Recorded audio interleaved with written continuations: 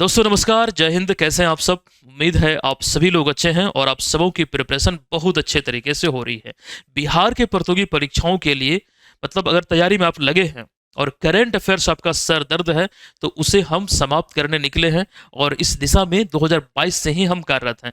और यहाँ पर आज के इस क्लास में 5 नवंबर 2025 से संबंधित करंट अफेयर्स के प्रश्नों को आप देखेंगे, जिसमें बिहार राष्ट्रीय और अंतर्राष्ट्रीय तीनों खबरों का संकलन होगा। अच्छा, पहली बार अगर आप यहाँ पर जुड़े हैं तो ध्यान रखिएगा, ये सीरीज बिहार के प्रतियोगी परीक्षाओं पर ही केंद्रित है।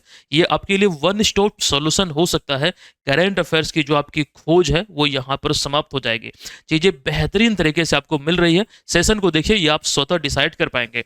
चलिए, पिछले क्लास में एक प्रश्न मैंने आपसे पूछा था कि बंगाल की खाड़ी में जो चक्रवाती तूफान उठा मोन्था, इसका जो नामांकन है या फिर इसका जो नाम है किस देश द्वारा दिया गया है? तो करेक्ट आंसर होगा थाईलैंड। कौन सा विकल्प में है? तो विकल्प नंबर बी में है। यही इस प्रश्न का यहाँ पर राइट आंसर हो जाएगा। चलिए, अब सेशन की शुरुआत करते हैं हम पहले प्रश्न से।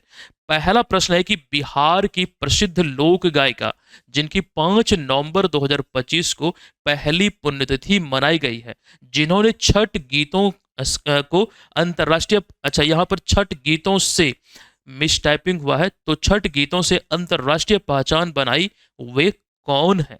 आप लोग जानते हैं शारदा सिन्हा की हम बात कर रहे हैं। अभी चर्चाएं एकदम विस्तार में हम करेंगे। एक महान हस्ती, एक प्रसिद्ध लोक गायिका या फिर बिहार कोकिला की भी इन्हें उपाधि दिया गया है। तो ऐसे में प्रश्न बनना स्वाभाविक है। और क्यों बनेगा? 2-3 रीजन है इस साल प्रश्न पूछे जाने के। तो फिलहाल राइट आंसर है विकल्प नंबर सी, शारदा सिन्हा। एक तो पहला रीजन यह है कि अभी पिछले ही साल इनका निधन हुआ है और अभी पहली पुण्यतिथि इनकी मनाई गई है। शारदा सिन्हा को आप यहाँ पर देख रहे हैं। चर्चाएं विस्तार में हम करेंगे कई स्लाइड में, लेकिन उससे पहले इनका जन्म हुआ था सुपौल में 1 अक्टूबर 1952 को। सुपौल में एक जगह है हुलास, यहीं पर इनका जन्म हुआ था। तो यहां पर आगे लिखा गया कि सुपौल बिहार में जन्मी सुप्रसिद्ध लोक गायिका शारदा सिन्हा का 5 नवंबर 2024 को 72 वर्ष की आयु में नई दिल्ली में निधन हुआ। आप याद कीजिए पिछले साल को जब ये जानकारी हम आपको दे रहे थे, पढ़ा रहे थे, वहां पर आपको हमने बताया था। अच्छा, आपने देखा भी होगा कि छठ के दिन ही जो छठ महापर्व बिहार में आयोजित होती है, तो उसी दौरान इनका निधन हुआ था। ये कितनी बड़ी संयोग है कि इनकी जो एक प्रकार से कर्मभूमि, कर्मभूमि तो बिहार है ही, वो जानते हैं, मतलब कार्य क्षेत्र जो रहा है छठ गीत बेसिकली, तो छठ पर्व के ही अवसर पर मतलब वही दौरान इनका निधन हुआ। एक सम्मान के दृष्टिकोण से भी आप इसको देख सकते हैं। उन्हें मिले प्रमुख पुरस्कारों में कुछ पुरस्कारों के बारे में यहाँ पर वर्णन किया गया है। एक सेकंड रुकिएगा, ये क्या हो गया? अच्छा, एक मक्खी भी बैठ जाती है तो ये बोर्ड मतलब थोड़ा देख रहे हैं, यहाँ पर पॉइंट आ गया, एक मक्खी यहाँ बैठे हुए थे। चलिए, तो उन्हें मिले पुरस्कारों में जो महत्वपूर्ण पुरस्कार है आपको ध्यान रखना चाहिए। 1991 में पद्मश्री मिला, जो भारत का चौथा सर्वोच्च सम्मान है। पद्म भूषण इन्हें मिला 2018 में। इसके बाद एक सेकंड रुकिएगा, हाँ, पद्म भूषण 2018 में मिला। और यहाँ पर देखिए ये अलग है, संगीत नाटक अकादमी पुरस्कार 2000 में मिला और 2025 में रिसेंटली इन्हें पद्म विभूषण मिला, जो भारत का दूसरा सर्वोच्च सम्मान है। पद्म भूषण तीसरा सर्वोच्च सम्मान है और पद्मश्री चौथा। अच्छा, इस साल भारत में यानी पूरे भारतवर्ष से 139 महान हस्ती को पद्म पुरस्कार से सम्मानित किया गया है। मतलब पद्म पुरस्कारों में जो 3 पुरस्कार हैं, पद्मश्री, पद्म भूषण और पद्म विभूषण, उसकी भी हम चर्चा करेंगे। फिलहाल यहाँ पर शारदा सिन्हा को इन सब पुरस्कारों के अतिरिक्त भिखारी ठाकुर सम्मान, बिहार गौरव, बिहार रत्न, मिथिला विभूति जैसे कई अवार्ड्स मिले हैं, जो आप ध्यान रखेंगे। अब जो पद्म पुरस्कारों की हम बात कर रहे थे, उसको लेकर कुछ पॉइंट। वर्ष 2025 में जो हम अभी बोल रहे थे आपको कि 139 महान हस्ती को पद्म पुरस्कार से सम्मानित किया गया और बिहार को 7 पुरस्कार मिला है। इस बार अगर 2025 की हम बात करें तो भारत रत्न की घोषणा नहीं हुई है। तो ऐसे में 7 पुरस्कार जो बिहार को मिला है, तो पद्म विभूषण मिला शारदा सिन्हा को, जिनकी बात हम अभी एक्चुअली कर रहे हैं। और उसके बाद पद्म भूषण जो पुरस्कार है वो मिला है सुशील कुमार मोदी को। ये चीजें यहां पर हमने लिखा भी है कि शारदा सिन्हा को मरणोपरांत पद्म विभूषण, फिर सुशील कुमार मोदी को मरणोपरांत पद्म भूषण सम्मान और इसके अतिरिक्त अन्य 5 को पद्मश्री से सम्मानित किया गया। अच्छा, इसके अतिरिक्त उन्होंने जो प्रमुख गीत गाए हैं, उनके बारे में यहाँ पर लिखा गया है और बॉलीवुड फ़िल्मों में भी इन्होंने मतलब गाना गाया है। तो ये चीज़ें बेसिकली यहाँ से एक जो रिलेटेड पॉइंट है, इसको समझिएगा, ध्यान रखिएगा। अच्छा, कुछ और जानकारी शारदा सिन्हा को लेकर के 1974 में पहली बार भोजपुरी गीत गाना शुरू की थी। 1978 में पहली बार उगह हो सूरज देव ये गाना रिकॉर्ड किया था, जो कि बहुत ज़्यादा फेमस हुआ। और यहाँ पर भी आप देख रहे हैं, ये वाला जो कांच आही बांस के बहंगिया, पहले पहल हम कैले प्रणाम, हो छठी मैया, ये सभी अमर गीत हैं जिनसे इन्हें प्रसिद्धि मिली है। तो इन चीज़ों को ध्यान रखिए। अच्छा, 1989 में कहे तो से सजना तोहरी सजनिया, ये नाम जो गाना का बोल है, ये आपने जरूर सुना होगा। इसी गाने से बॉलीवुड में एंट्री ली थी। समस्तीपुर विमेंस कॉलेज में प्रोफेसर के तौर पर भी उन्होंने काम किया था। तो ये चीज़ें यहाँ पर आप लोग ध्यान रखिएगा। अब आगे हम आते हैं इसके बारे में, जो चर्चा हम कर रहे थे पद्म पुरस्कारों की। 139 महान हस्तियों को पुरस्कार मिला, 7 को पद्म विभूषण, 19 को पद्म भूषण और 113 को पद्मश्री। और ये इतना इंपॉर्टेंट टॉपिक है, बीपीएससी में कई बार यहाँ से प्रश्न बने हैं। पिछली बार सुभद्रा देवी से संबंधित प्रश्न पूछा गया था, पेपर मेसी कला से संबंधित। तो वैसे ही ये तमाम जो यहाँ पर आपको दिख रहा है, इन सभी को ध्यान रखिएगा। पद्मश्री में जो 5 नाम है, ये नाम कहाँ से संबंधित है और किस मतलब कार्य के लिए, किस उपलब्धि के लिए। उदाहरण के लिए अगर हम निर्मला देवी की बात करें तो मुजफ्फरपुर की है, सुजनी कला के लिए इन्हें पद्मश्री मिला है। तो ये चीज़ें, जैसे कि किशोर कुणाल जो मुजफ्फरपुर के ये भी हैं, तो सामाजिक सेवा के लिए। ये चीज़ें बहुत इंपॉर्टेंट है, आपको ध्यान रखना पड़ेगा। फिलहाल चर्चा हुई थी तो थोड़ा डिटेल में इसलिए हमने आपको बतलाया। आते हैं दूसरे प्रश्न पे। प्रश्न आपके बीच है कि भारत के पहले पूर्ण साक्षर राज्य के रूप में किस राज्य ने हाल ही में, अच्छा एक सेकंड, प्रश्न में दोबारा पढ़ रहा हूँ कि भारत के पहले पूर्ण साक्षर राज्य के रूप में प्रसिद्ध किस राज्य ने हाल ही में भारत का पहला अत्यधिक गरीबी मुक्त राज्य बनने की घोषणा कर दी है। मतलब भारत का पहला ऐसा राज्य बना है जो मतलब कि अत्यधिक गरीबी मुक्त घोषित हुआ है। मतलब वहां पर गरीबी अब समाप्त हो चुका है, मतलब सबसे कम गरीबी वहां पर है। तो एक हिंट यहाँ पर दिया गया कि भारत के पहले पूर्ण साक्षर राज्य, एक्चुअली ये अधूरा है, यहाँ पर डिजिटल होना चाहिए। डिजिटल साक्षरता वाला जो पहला राज्य है वो है केरला, और इसका जो राइट आंसर है वो यही हो जाएगा, केरल। इसकी घोषणा अभी हाल ही में जो केरल के मुख्यमंत्री हैं पिनरई विजयन, इनके द्वारा किया गया। वो चीजें यहाँ पर लिखा गया कि 1 नवंबर 2025 को केरल पृथ्वी दिवस। अच्छा, केरल पृथ्वी दिवस क्या होता है, ये स्थापना को एक प्रकार से इंगित करता है। 1 नवंबर 1956 को भारत गणराज्य में एक स्वतंत्र राज्य के रूप में केरल के जन्म की स्मृति मना जाता है। बेसिकली ये स्थापना को मतलब ये इंगित करता है, इस चीज को ध्यान रखिएगा। और वही दिन को, मतलब इसी दिन के अवसर पर मुख्यमंत्री पिनरई विजयन ने विधानसभा में घोषणा की कि केरल अब भारत का पहला अत्यधिक गरीबी मुक्त राज्य, यानी कि state free from extreme poverty. Extreme poverty यानी कि अत्यधिक गरीबी की बात हम कर रहे हैं। तो अब यहाँ पर ये ऐसा पहला राज्य बना है जो मतलब यहाँ पर गरीबी मुक्त घोषित हुआ है। अब यह उपलब्धि जो है कई सारी योजना, जो खास करके कुटुंबश्री मिशन और भी कई सारे परियोजना के फलस्वरूप ये यहाँ पर देखने को मिला है। और मतलब ये सारी चीजें जो योजनाएं हैं उसका सफल क्रियान्वयन हुआ, तभी जाके ये उपलब्धि हासिल हुई। बेसिकली जब सत्ता में आई थी 2021 में पिनरई विजयन सरकार, तो उसके बाद 2022 से गरीबी उन्मूलन के लिए विशेष सर्वेक्षण शुरू किया था 2022 से, जिसके तहत अत्यधिक गरीब परिवारों की पहचान कर उन्हें आवास, स्वास्थ्य, शिक्षा, भोजन और रोजगार की सुविधाएं सुनिश्चित किया। और परिणाम स्वरूप अब ये अत्यधिक गरीबी मुक्त राज्य घोषित हो चुका है। तो कौन सा राज्य है, तो केरल। ऐसे भी भारत में अगर हम राज्यों की बात करें तो केरला कई मामलों में बहुत अधिक आगे, बहुत अधिक आगे। तो इस चीज को ध्यान रखिएगा। एक जानकारी हम यहाँ पर आपके बीच रखे हैं कि केरल हाल ही में भारत का पहला पूर्ण डिजिटल साक्षर राज्य बना है। पूर्ण डिजिटल साक्षर राज्य यानी कि मोबाइल, कंप्यूटर आदि से बेसिक से कार्य स्वतः करना, मतलब डिजिटल साक्षरता के दृष्टिकोण से, जैसे कि मोबाइल से होने वाले सभी कार्य लगभग सभी को आना चाहिए। तो ऐसे में ये संज्ञा दी जाती है। तो पूर्ण डिजिटल साक्षर राज्य भी केरल बना है। अच्छा, उल्लास कार्यक्रम के बारे में आपने सुना है, जरूर सुना होगा। नव भारत साक्षरता कार्यक्रम भी इसे कहा जाता है। इसको लेकर कुछ जानकारी आपके बीच हम यहाँ पर रखने वाले हैं। ये काफी इंपॉर्टेंट है, मेरे कहने पर इसको जरूर ध्यान रखिएगा। तो यहाँ पर सबसे पहले हम आपको ये बतला दें ये बेसिकली है क्या। तो नव भारत साक्षरता कार्यक्रम यानी कि उल्लास के तहत पूर्ण साक्षर राज्य मिजोरम, गोवा, त्रिपुरा और हिमाचल प्रदेश है। बेसिकली यह जो है राष्ट्रीय मानक के अनुसार 15 वर्ष या फिर उससे अधिक आयु के लोगों में 95% साक्षरता दर हासिल करने वाले राज्यों और केंद्र शासित प्रदेशों को दिया जाने वाला एक दर्जा है। यानी कि जो बात हम कर रहे हैं पूर्ण साक्षर राज्य का, तो वैसे राज्य और केंद्र शासित प्रदेश जहां के 15 वर्ष या फिर उससे अधिक आयु के लोग लगभग यहाँ पर 95% या फिर उससे अधिक साक्षरता प्राप्त हो, तो इस लिहाज से ये दिया जाता है। अब मिजोरम इसमें पहला राज्य है, इसको आप लोग नोट कर लीजिएगा। मिजोरम पहला पूर्ण साक्षरता वाला राज्य है या फिर पहला पूर्ण साक्षर राज्य है। और बात हम कर रहे हैं उल्लास के संदर्भ में, इसको भूलिएगा नहीं। इस संदर्भ में इसमें जो डेटा है, मिजोरम पहले स्थान पर है, फिर गोवा घोषित हुआ दूसरे स्थान पर, फिर त्रिपुरा तीसरे स्थान पर और चौथा अभी हाल ही में हिमाचल प्रदेश बना है। लेकिन अगर हम बात करें लद्दाख की, केंद्र शासित प्रदेश की, तो 24 जून 2024 को ये पूर्ण साक्षर केंद्र शासित प्रदेश बना था।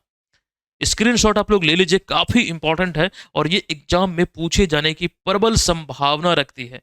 बहुत ही इंपॉर्टेंट है और ये तमाम चीजें आपको पीडीएफ में बना बनाया नोट्स के फॉर्म में आपको मिल रहा है। हालांकि उसकी जानकारी हम आपको देंगे, लेकिन पिछले साल का यानी कि जनवरी 2024 से लेकर अक्टूबर अभी समाप्त हुआ, अक्टूबर 2025 तक का करेंट अफेयर्स का जो मंथली ई बुक संग्रह है, आप यहाँ पर देख रहे हैं, इसको आप डाउनलोड कर सकते हैं। ठीक है, लिंक के थ्रू आप इसको ले लीजिएगा जिनको भी चाहिए। लेकिन करंट अफेयर्स की बेहतरीन तैयारी के लिए करंट अफेयर्स के इस कोर्स को जरूर ज्वाइन कीजिएगा। ये विजेता बैच है। पिछला सारा मटेरियल जब से आप ज्वाइन करेंगे तो पिछला सारा आपको मिल जाएगा निःशुल्क, और जिस तिथि को ज्वाइन करेंगे तब से अगले 1 साल तक फिर आपको मिलता रहेगा। हमारे जितने भी मटेरियल हैं करंट अफेयर्स के, चाहे वो टेस्ट हैं करंट अफेयर्स के, चाहे वो क्विज हैं, चाहे वो कोई भी नोट्स पीडीएफ जो भी रिलीज होंगे आगामी 1 साल तक, वो आपको इसमें मिलता रहेगा। डेली करंट अफेयर्स के अतिरिक्त मंथली करंट अफेयर्स की श्रृंखला को भी आप लोग जरूर फॉलो कीजिएगा। अच्छा, इस कोर्स की विशेषताओं के बारे में यहाँ लिखा गया है, कूपन कोड न्यू अप्लाई कर दीजिएगा। एक नॉमिनल सा चार्ज 310 रुपये में करंट अफेयर्स की संपूर्ण तैयारी यहां से आप कर सकते हैं। ऐसा कोर्स आपको शायद ही बिहार के प्रतियोगी परीक्षाओं के लिए करंट अफेयर्स को लेकर मिले। चलिए, अब यहां पर अगला तीसरा प्रश्न है कि प्रवाइग डायनेमिक्स एक कंपनी है, तो यहां पर इसी संदर्भ में प्रश्न है कि प्रवाइग डायनेमिक्स ने हाल ही में भारतीय सेना के लिए भारत का पहला इलेक्ट्रिक वाहन किस नाम से लॉन्च किया है। इस इलेक्ट्रिक वाहन का नाम दिया गया वीर। देख लीजिए वीर कौन से विकल्प में है, विकल्प नंबर बी में है। यही तो इसका राइट आंसर हो जाएगा। विकल्प नंबर बी यहाँ पर इसका करेक्ट आंसर है। तस्वीर में आप यहाँ पर इसको देख सकते हैं, यही वो इलेक्ट्रिक व्हीकल है। ये 4x4 है। यहाँ पर देखिए हमने लिखा भी है। देखिए सबसे पहले बात करते हैं 2 नवंबर 2025 को बेंगलुरु स्थित कंपनी प्रवाइग डायनेमिक्स, प्रवाइग ही है ना, एक से रुक जाइएगा, प्रवाइग है ना, प्रवाइग प्रवाइग डायनामिक्स ने भारतीय सेना के लिए भारत का पहला संपूर्ण स्वदेशी इलेक्ट्रिक मिलिट्री वाहन जो वीर है ये लॉन्च किया है। दरअसल यह एक 4x4 electric tactical all terrain vehicle है और ये क्षमताओं की अगर इसकी बात करें तो ये मतलब एक अलग दर्जे का इसमें क्षमता मतलब दिया गया है, उसको यहाँ पर हमने मेंशन किया है। इसकी जो ताकत है जो खास करके सेना के लिए तैयार किया गया उसको देखिएगा, जो विशेष रूप से सेना की कठिन भौगोलिक परिस्थितियों में उपयोग के लिए डिजाइन किया गया है। ठीक है, और वीर जो है ये बख्तरबंद सुरक्षा, लंबी रेंज बैटरी और ऑफ रोड क्षमता जैसी इसमें विशेषताएं हैं वीर में। साथ ही वीर सैन्य परीक्षण सफलतापूर्वक पास किए हैं और रक्षा मंत्रालय के आई डेक्स कार्यक्रम के तहत उसे मान्यता भी मिल चुकी है। ऑफ रोडिंग देखिए, ये इलेक्ट्रिक व्हीकल है, मतलब यहाँ पर इलेक्ट्रिक व्हीकल होने के बावजूद भी लंबी मतलब दूरी सफर करने का इसमें क्षमता दिया गया। ऑफ रोडिंग कर सकता है, मतलब उबड़ खाबड़, जो एक्सट्रीम उबड़ खाबड़ होगा वहां पर भी ये अच्छे से चल सकता है। ये इस प्रकार से डिजाइन किया गया, इसकी जो रेंज है वो लंबी है और भरपूर ताकतवर है। इस चीज को ध्यान रखिएगा। इसका नाम है वीर। मतलब ये सारी चीजें रक्षा के मद्देनजर ही हो रही है ना, कि देश हमारा महफूज रहे, सुरक्षित रहे। तो ऐसे में यहाँ पर एक बात ध्यान रखिए, रक्षा की बात हो रही है तो वर्तमान में भारत के रक्षा मंत्री कौन है, तो केंद्रीय रक्षा मंत्री राजनाथ सिंह है।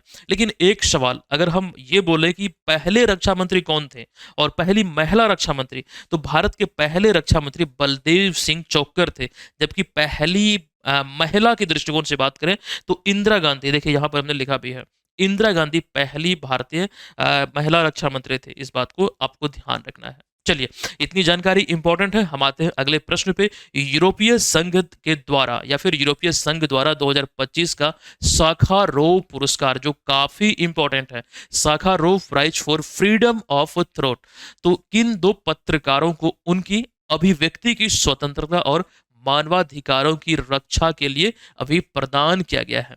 कोई भी पुरस्कार होता है, खास करके जो अंतर्राष्ट्रीय स्तर की हो, वो काफी इंपॉर्टेंट होता है। जैसे साखारोव पुरस्कार की बात करें तो इसमें जो इसका राइट आंसर हो जाएगा वो है विकल्प नंबर ए, आंद्रेज पोजोप्ट, जो बेलारूस के हैं, और इसके अतिरिक्त मिजिया अमाग लोबेली, मतलब ये जॉर्जिया के हैं। यही इसका राइट आंसर है। दो पत्रकार हैं, इनमें एक महिला है और एक पुरुष है, जिन्हें आप यहाँ पर तस्वीर में देख रहे हैं।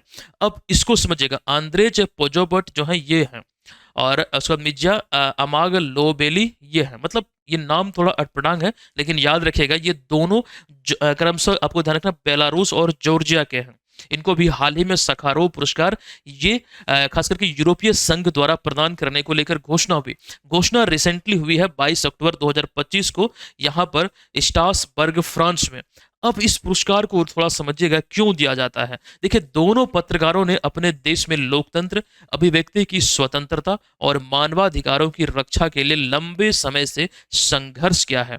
हालांकि एक बात ये ध्यान रखेंगे कि अभी ये दोनों जेल में कैद हैं, एक कैदी के रूप में जेल में कैद हैं। इसके बावजूद यहाँ पर ये पुरस्कार की घोषणा हुई है, इनकी इस उपलब्धि को लेकर जो इन्होंने लंबे समय तक अपने देश में ये संघर्ष किया है, इसी को एक प्रकार से मान्यता दिया है। मतलब ये पुरस्कार इसी चीज को मान्यता देता है, जो कि ये यूरोपीय संघ का सर्वोच्च पुरस्कार माना जाता है, जो उन व्यक्ति या फिर संगठन को दिया जाता है जिन्होंने तानाशाही और दमन के विरुद्ध आवाज उठाया है और लंबे समय तक इसमें कार्यरत हैं।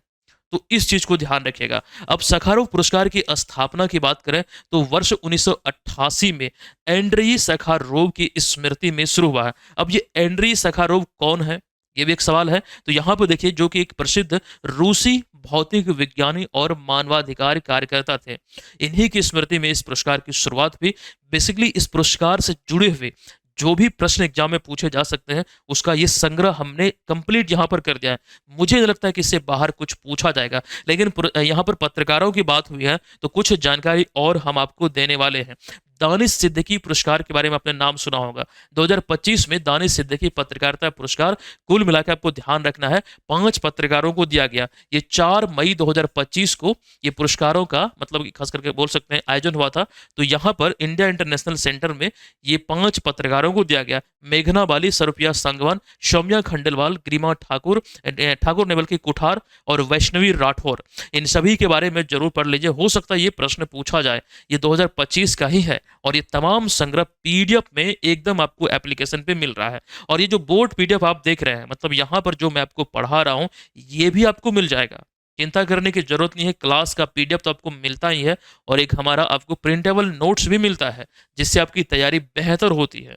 तो चीज़ों को समझिए और एक सोर्स पर आश्रित रहिए, तैयारी बेहतर अपने आप हो जाएगी। चलिए यहाँ पर देखिए। अच्छा, कई लोग बोलेंगे कि सर आप बहुत फास्ट बोलते हैं। मुझे खुद लगता है कि मैं फास्ट बोल रहा हूँ, ठीक है। और ऐसा इसलिए होता है कि वीडियो लंबा ना हो जाए, क्योंकि कंटेंट बहुत होता है। तो मुझे थोड़ा फास्ट फास्ट में वीडियो को तकरीबन आधे घंटे रखने का मतलब जो प्रयास है वो हमारा जारी रहता है, इसलिए मैं थोड़ा तेजी में बोलता हूँ। देखिए, यहाँ पर पत्रकारों की बात हो रही है तो बिहार को लेकर एक न्यूज सामने आई है। अभी हाल ही में चुनावी वर्ष में घोषणा हुई है। दरअसल पत्रकारों को जो 6,000 रुपये प्रति माह पेंशन दिया जाता था, इसकी शुरुआत एक्चुअली आपको ध्यान रखना, पत्रकार पेंशन योजना की 2014 में जो तत्कालीन मुख्यमंत्री जीतन राम मांझी बने थे, जो बिहार के 23वें मुख्यमंत्री बने थे। मतलब यहाँ पर इनके द्वारा इसकी शुरुआत की गई थी पत्रकार पेंशन योजना की। 6,000 रुपये उसमें मिलता था, लेकिन नीतीश कुमार ने अभी हाल ही में इस पेंशन राशि को बढ़ाकर 15,000 प्रति माह कर दिया है। तो ये अपडेट है जो आप यहाँ पर ध्यान रखेंगे, ठीक है। पत्रकारों की बात हुई और ये अभी 2025 में रिसेंटली खबरों में आई है, तो इस लिहाज से यहाँ पर वो चीजें आपके बीच हमने रखा है। अगला प्रश्न है कि हाल ही में भारत में 4,000 वर्ष पुरानी जो हड़प्पा सभ्यता है या फिर हड़प्पा कालीन सभ्यता जो है, ये 4,000 वर्ष पुरानी हड़प्पा सभ्यता के दौरान सड़क किनारे बनी सराय, इसका अर्थ अगर आप आसान शब्दों में समझे तो ठहरने का स्थान, इसकी खोज अभी हाल ही में किस राज्य में की गई है? तो इसका करेक्ट आंसर होगा अभी हाल ही में गुजरात में किया गया है। हड़प्पा सभ्यता का ये स्थल बताया जा रहा है लगभग 4000 वर्ष ये पुरानी है। देखिए, आपको बता दूं कच्छ जिले में जो गुजरात का जो कच्छ जिला, यहाँ पर पुराविदों के द्वारा लगभग 4000 वर्ष पुरानी हड़प्पा सभ्यता की सड़क किनारे बनी सराय यानी कि ठहरने का स्थान की खोज की गई है।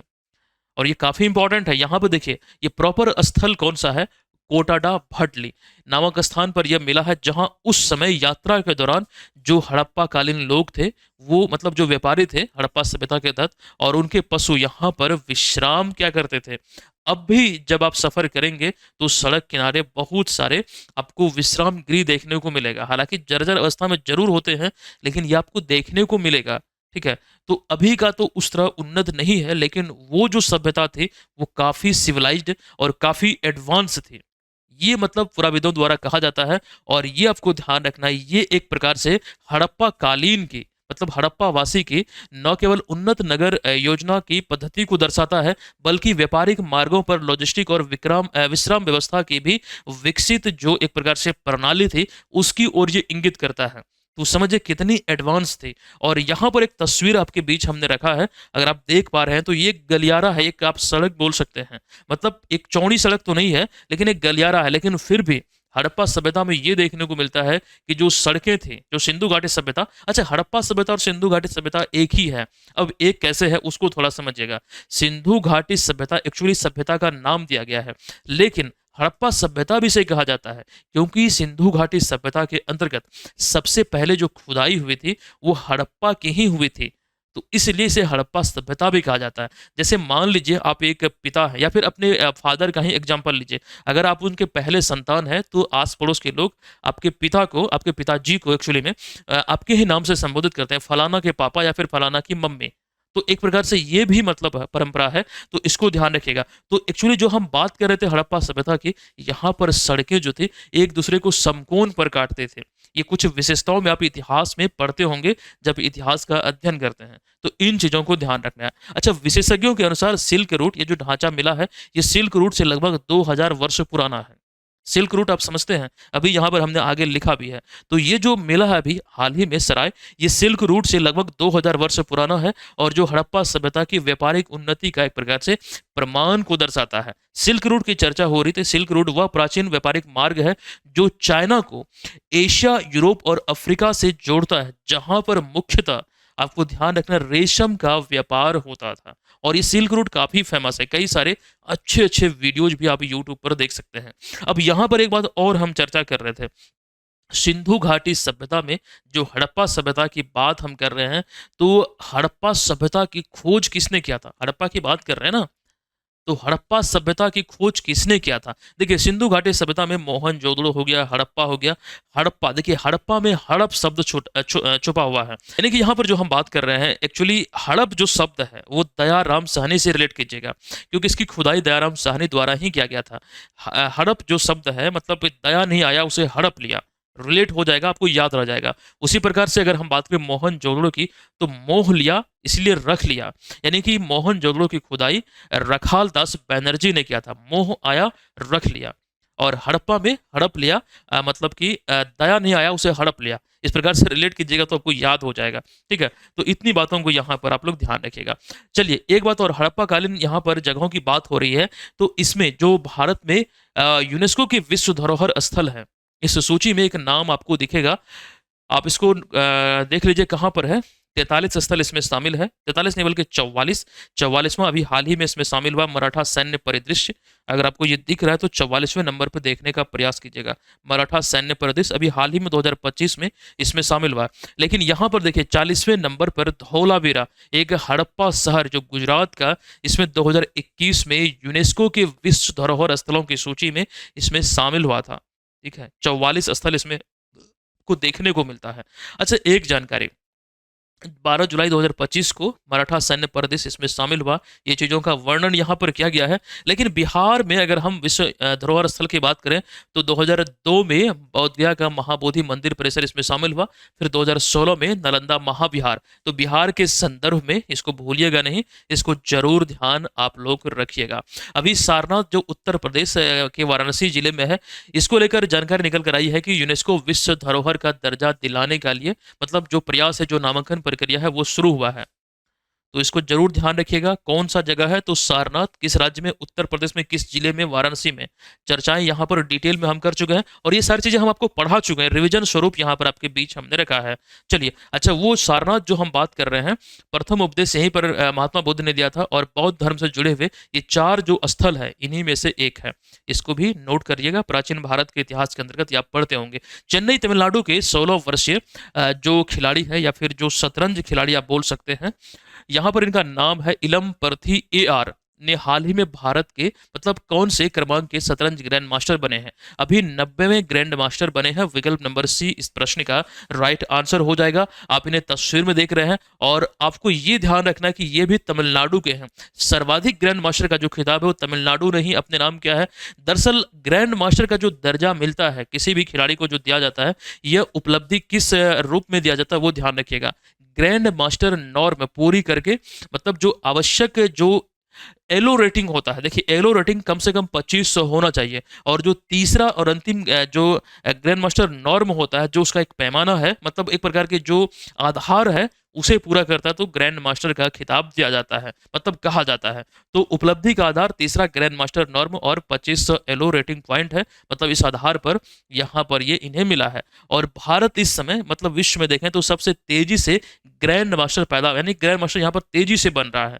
मतलब ये चीज को ध्यान रखिए। और मतलब आपको एग्जाम में कौन सा पूछा जाए ये भी बड़ा कंफ्यूजन हो जाता है, क्योंकि अभी मैंने कुछ में पहले ही बताया था 89वें के बारे में, अब यहाँ 90वां देखने को मिल रहा है। इस चीज को ध्यान रखिए। अच्छा, ये सूची अभी हम आपको दिखलाएंगे, लेकिन उससे पहले फीडे यानी कि अंतरराष्ट्रीय शतरंज महासंघ की बात करें तो 2025 का जो विश्व शतरंज कप है 2025 वाला, इसके ट्रॉफी का जो नाम है वो ग्रैंड मास्टर विश्वनाथन आनंद के सम्मान में विश्वनाथन ट्रॉफी रखा गया है, विश्वनाथन आनंद कप रखा गया है।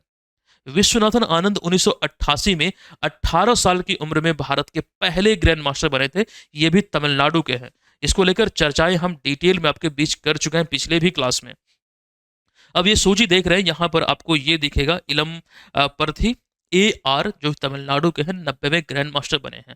इंपॉर्टेंट है, इसको ध्यान रखिएगा। ये चीजें एग्जाम में पूछे जाने की प्रबल संभावना रखती है, पूछा जा सकता है। अब यहाँ पर हम चलेंगे अगले प्रश्न पे, लेकिन उससे पहले BPSC मेंस एग्जाम की प्रिपरेशन या फिर UPSC मेंस एग्जाम की प्रिपरेशन में लगे हैं, BPSC या फिर UPSC, करंट अफेयर्स अगर आपका सरदर्द है तो ये कोर्स जो है ये आपको भरपूर हेल्प करेगा। कंप्लीट प्रिपरेशन यहाँ पर हो रही है, 2 साल की अवधि के लिए कोर्स आपको मिल रहा है। इसमें BPSC प्रीलिम्स का एडिशनल भी आपको मटेरियल मिल जाएगा, मतलब ये आप ले सकते हैं। चलिए, शतरंज की बात हो रही है तो बिहार की पहली महिला फीडे मास्टर अभी मरियम फातिमा बनी है। मरियम फातिमा बिहार के मुजफ्फरपुर की है, ये पढ़ा चुके हैं तो रिविजन स्वरूप यहाँ पर आपके बीच हमने रखा। आते हैं अगले प्रश्न पे। शिक्षा मंत्रालय ने हाल ही में किस कक्षा से सभी विद्यालयों में कृत्रिम बुद्धिमत्ता यानी कि आर्टिफिशियल इंटेलिजेंस अर्थात AI विषय को शुरू करने की घोषणा की है। तो कक्षा 3 से शुरू करने की घोषणा है।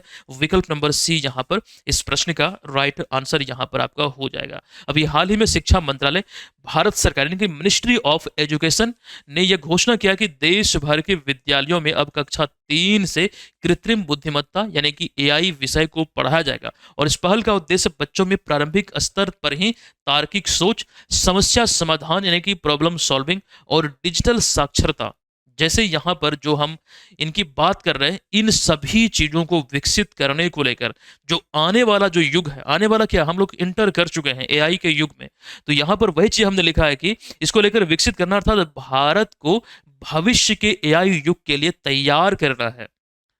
किसी भी देश में बच्चों को, युवाओं को देश का भविष्य कहा जाता है। ये आप लोग आम बोल चाल की भाषा में बोलते हैं, देश का भविष्य हो तुम।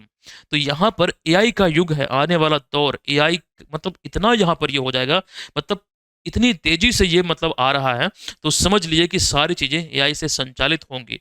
तो एआई को ध्यान में रखते हुए ये घोषणा अभी हुई है। ठीक है, ये चीज़ ध्यान रखिए। और यह निर्णय राष्ट्रीय शिक्षा नीति जो एनएपी 2020 है, इसी के अनुरूप लिया गया है।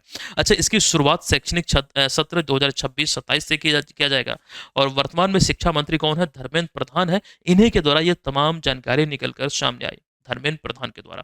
वर्तमान में बिहार के शिक्षा मंत्री कौन है? सुनील कुमार है। ये नाम जरूर ध्यान रखिए। चलिए, हाल ही में थाईलैंड की राजमाता का निधन हुआ, बताएं कि उनका नाम निम्नलिखित में से क्या था? तो यहाँ पर आप देख रहे हैं, यही है थाईलैंड की माता, इनका नाम है राजमाता सिरकित। बेसिकली इस प्रश्न में बस इतना ही इंपॉर्टेंट है, इससे ज़्यादा मुझे नहीं लगता कुछ पूछा जाएगा। ये कहाँ की राजमाता थी जिनका निधन हुआ? तो थाईलैंड की, और इनका नाम सिरकित, राजमाता सिरकित। अगला प्रश्न है कि आईसीसी महिला क्रिकेट विश्व कप 2025 का आयोजन कब? देखिए क्या क्या पूछा गया, आयोजन कब, कहाँ हुआ और इसका विजेता कौन बना? तो सारे विकल्पों को ध्यान से देखिएगा। आयोजन जो हुआ है 30 सितंबर से हुआ, तो यही इसका राइट आंसर होगा। 30 सितंबर से 2 नवंबर 2025 तक भारत और श्रीलंका की मेजबानी में, और दक्षिण अफ्रीका को हराकर भारत ने इस खिताब पर कब्जा किया, और ये पहली बार है जब भारत ने इसे जीता है। आइए कंप्लीट जानकारी जो यहाँ से पूछा जा सकता है वो आपको हम बतलाते हैं। देखिए, आईसीसी महिला क्रिकेट विश्व कप का ये 13वां एडिशन है। इन 13 एडिशन में से 7 बार ऑस्ट्रेलिया ने इस खिताब को जीता है, 4 बार इंग्लैंड ने जीता है, तो 7-4-11 हो गया, एक बार न्यूजीलैंड, तो 12 हो गया, और 13वां अभी भारत ने जीता है। तो कंप्लीट जानकारी यहाँ पर वो हमने लिखा है। इसका जो आयोजन हुआ, ये 13वां संस्करण था। कब से कब तक आयोजित हुआ? भारत और श्रीलंका की संयुक्त मेजबानी में। चौथी बार है जब भारत इस प्रतियोगिता की मेजबानी किया है। इससे पहले भारत 2 बार फाइनल में जरूर पहुंचा था, फाइनल तक का सफर हुआ था, लेकिन इंग्लैंड और ऑस्ट्रेलिया के हाथों मतलब यहाँ पर हार का सामना करना पड़ा। अब इस पुरस्कार में अगर हम देखें, आईसीसी एक दिवसीय क्रिकेट विश्व कप में जो पुरस्कार है, विजेता भारत, उपविजेता दक्षिण अफ्रीका, फाइनल में प्लेयर ऑफ द मैच का खिताब सैफ अली वर्मा को मिला। टूर्नामेंट के सर्वश्रेष्ठ खिलाड़ी यानी कि जो प्लेयर ऑफ द टूर्नामेंट या फिर प्लेयर ऑफ द सीरीज जो घोषित हुआ, वो दीप्ति शर्मा। सर्वाधिक रन जो है ये दक्षिण अफ्रीका की लॉरा वोल्फार्ट ने बनाई, और सर्वाधिक विकेट जो लिया 22 विकेट, वो दीप्ति शर्मा भारत की। तो ये इतनी जानकारी जरूर ध्यान रखिएगा, हर हाल में आपको याद रखना है। और इसके अतिरिक्त यहाँ पर वो जानकारी हमने और भी विस्तार में दिया है कि महिला क्रिकेट विश्व कप की विजेता जो अब तक हैं, ऑस्ट्रेलिया 7 बार, इंग्लैंड 4 बार, न्यूजीलैंड 1 बार और भारत 1 बार, इस खिताब को अपने नाम किया है। और इसके अतिरिक्त कुछ जानकारी यहाँ पर हमने दिया है कि प्रॉमिस टू चिल्ड्रन एक अभियान आईसीसी और यूनिसेफ ने मिलकर शुरू किया था। ये चीज़ें कल भी हम डिस्कस किए थे। और आईसीसी महिला क्रिकेट विश्व कप के लिए प्रचार प्रसार के लिए गूगल को पार्टनर बनाया गया था, एक समझौता हुआ था। इसके अतिरिक्त इस प्रतियोगिता के लिए जो आधिकारिक गीत है ब्रिंग इट होम, ये आपको ध्यान रखना श्रेया घोषाल द्वारा गाया था, ब्रिंग इट होम। अगला प्रश्न है कि एशिया प्रशांत दुर्घटना जांच यानी कि Asia Pacific accident investigation group, ये अभी हाल ही में जो इसकी बैठक है और कार्यशाला का जो आयोजन है, हाल ही में किस देश की मेजबानी में हुआ?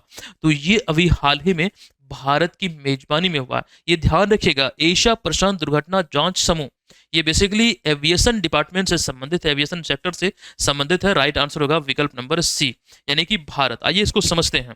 देखिए, 28 से 31 अक्टूबर 2025 तक एशिया प्रशांत दुर्घटना जांच समूह की बैठक और कार्यशाला का आयोजन दिल्ली, भारत में हुआ, और यह आयोजन पहली बार भारत की मेजबानी में हुआ है। बैठक का मुख्य उद्देश्य विमान दुर्घटनाओं की जांच करना और सुरक्षा मानकों को मजबूत करना, इसका एक मूल उद्देश्य है। ये भारत की मेजबानी में पहली बार आयोजित हुआ। तो बेसिकली ये विमान दुर्घटनाओं का एक प्रकार से मतलब सुरक्षा मानकों को लेकर, उनकी जांच को लेकर मतलब ये बैठक आयोजित हुआ है। तो इसको ध्यान आप लोग रखिएगा। उसके बाद हम आते हैं अगले प्रश्न पे। भारत में पूरी तरह से पहली डिजिटल राष्ट्रीय सुरक्षा मत्स्य पालन जनगणना 2025 यानी कि digital national marine fisheries census 2025 की जो शुरुआत है हाल ही में 1 नवंबर 2025 को किस शहर से की गई है? तो इसका राइट आंसर यहाँ पर क्या हो जाएगा? देखिए, करेक्ट आंसर यहाँ पर हो जाएगा कोच्चि, यानी कि विकल्प नंबर सी इस प्रश्न का यहाँ पर राइट आंसर हो जाएगा, कोच्चि। चलिए, अब यहाँ पर आज के सेशन को हम समाप्त करते हैं। उम्मीद है कि ये सेशन आपको बहुत पसंद आया होगा, बहुत सारी चीज़ें आपको सीखने को मिला होगा। आज के इस क्लास का ये प्रश्न है जिसका आंसर आप सभी को कमेंट बॉक्स में लिखना है। ये चीज़ ध्यान रखिए, काफ़ी इंपॉर्टेंट प्रश्न है, इसका आंसर आप लोग कमेंट बॉक्स में हर हाल में लिखिएगा, डिटेल में लिखने का प्रयास कीजिएगा। जो भी जानकारी हमने आपको दिया है विस्तार में उसे लिखिए। और आपको ध्यान रखना है, बीपीएससी एईडीओ एग्जाम की प्रिपरेशन में अगर आप लगे हैं तो एईडीओ का टेस्ट सीरीज आपको मिल रहा है बीएम ऑनलाइन लर्निंग एप्लीकेशन पे। एक नाम मात्र की फी पर पेपर 1, 2 और 3 कंप्लीट कवरेज है टेस्ट सीरीज का, और ऐसा आपको खोजने से भी कहीं नहीं मिलेगा। इसके अतिरिक्त प्रैक्टिस के लिए भी हम आपको सब्जेक्ट वाइज टेस्ट भी दे रहे हैं, और ये तमाम चीज़ें केवल 299 रुपये में आपको मिल रहा है। लेकिन अगर कूपन कोड न्यू अप्लाई करेंगे, पहली बार अगर आप एप्लीकेशन को डाउनलोड करेंगे तो कूपन कोड न्यू अप्लाई कर लीजिएगा, एडिशनल 15% का आपको डिस्काउंट मिल जाएगा। दोस्तों यहाँ पर आज सेशन को अब हम समाप्त करते हैं, मिलेंगे नेक्स्ट क्लास में, तब तक के लिए धन्यवाद, जय हिंद।